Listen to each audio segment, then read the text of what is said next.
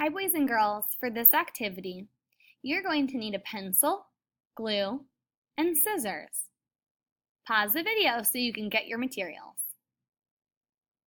Welcome back. You're going to practice what you have learned about gravity. What is gravity? That's right. Gravity is a force that pulls things down. Do you remember the saying, what goes up must come down? Your job is to cut out all these pictures on the dotted line.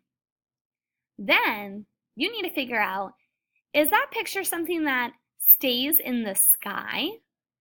If it stays in the sky and gravity does not pull it down, then you're going to glue it in this box. If you see a picture that shows gravity pulling something down, then you're going to cut it out and glue it here. This says gravity pulls it down. Can you sort your pictures? What things stay in the sky? What things come down with gravity? Have fun!